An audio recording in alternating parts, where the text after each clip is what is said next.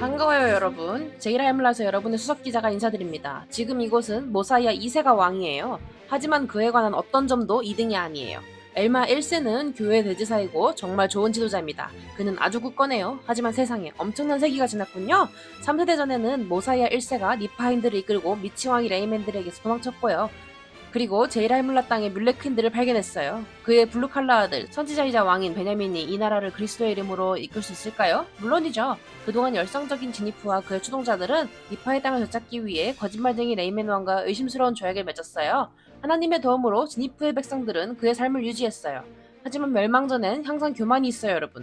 승리의 문턱에서 패배를 낚아채는 악명 높은 플레이보이 노아 왕이 선지자 아비나다이를 죽였고 바로 그 후 다루기 힘든 이 백성들은 속박되었어요.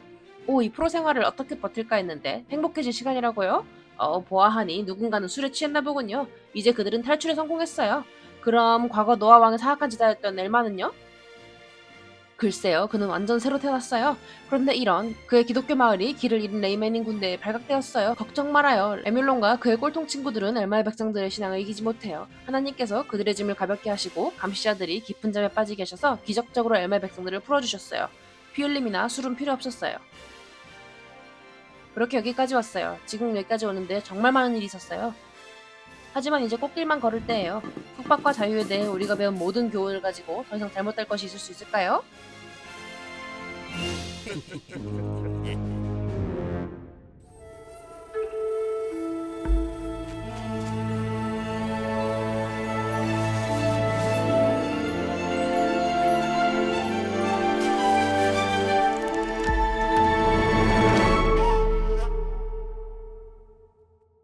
글쎄요, 제이라 해물라의 모든 것이 매우 아름다워요. 모사이아 왕과 엘마열세는 정부와 교회의 모든 일이 원활하고 또 원활하게 진행되도록 하고 있었어요. 제가 영적인 일을 맡을게요. 교회, 신권, 의식 같은 거요. 좋아요. 그럼 제가 정치를 맡을게요. 법, 세금, 과속벌금 같은 것이요. 죄송해요. 교회 늦었어요.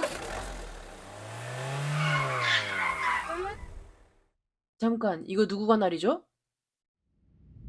모사이아 왕은 서로 다른 믿음을 가진 사람들이 서로를 억압하기 원하지 않았어요.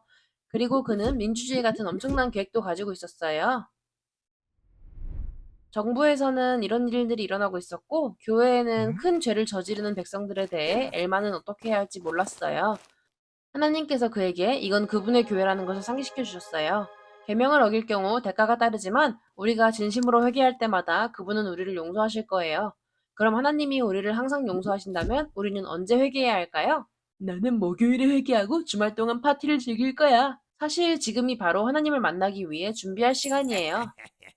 모사이아와 엘마는 백성들이 자유롭길 바랬어요. 억압, 전쟁, 죄로부터의 자유와 원한다면 하나님을 예배할 수 있는 자유요.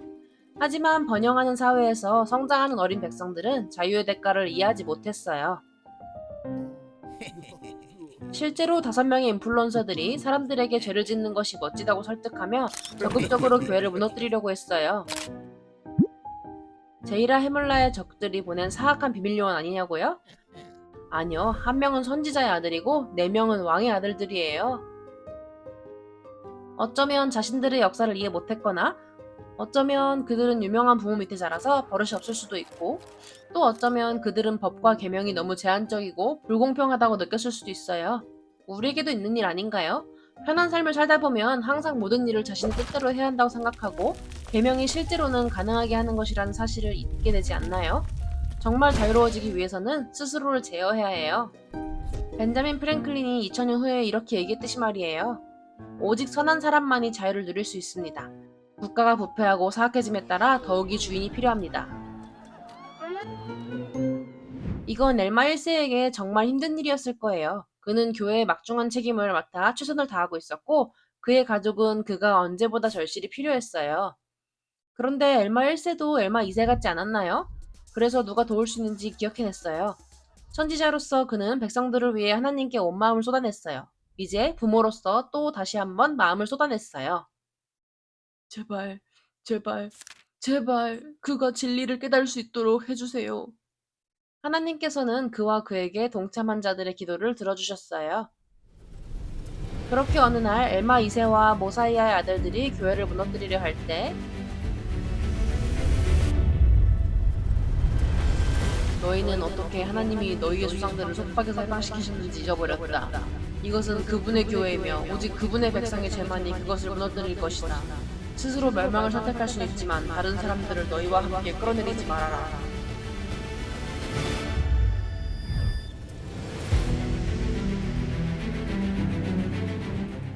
마침내 스스로의 죄를 깨달은 엘마 2세는 쓰라린 절망의 어둠 속으로 빠져들었어요.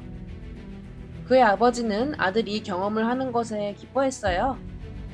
그는 모든 것이 하나님의 손안에 있다고 믿었어요. 그의 깊고 어두운 죄의식의 감옥에서 엘마 2세도 그의 아버지가 그에게 가르쳐준 어떠한 것이 생각났어요. 세상의 죄를 속죄하실 예수님에 관해서요. 그리고 단지 부모님의 기도뿐만 아니라 그들이 심었던 엘마의 가슴에 여전히 남아있는 신앙의 씨앗이었어요.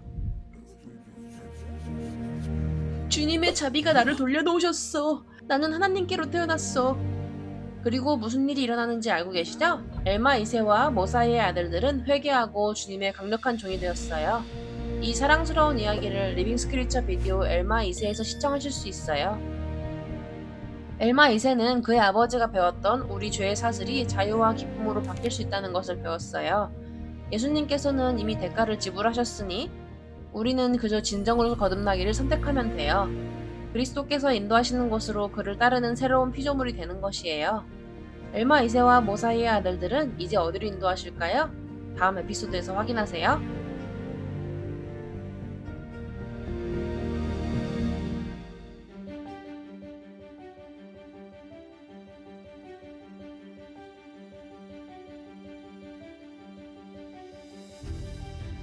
이 영상을 재밌고 유익하게 보셨길 바래요. 이제 여러분이 직접 경전과 그 뒤의 이야기까지도 공부할 차례예요. 계속해서 배우고 싶다면 말씀에 말씀을 더하고 어서 나를 따르라와 함께하세요.